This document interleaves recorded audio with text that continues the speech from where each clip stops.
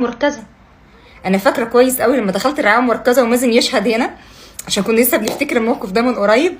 دخلوا لي مازن من من جزء في ظهر الرعايه. الممرضين لما عرفوا ان انا ما باكلش بقالي كتير جدا ودخلت المستشفى، وساعتها كانوا فاكرين اني انا اللي يعني المفروض دلوقتي يا جماعه اي حد بيمنع نفسه من الاكل عشان بس يبقوا فاهمين.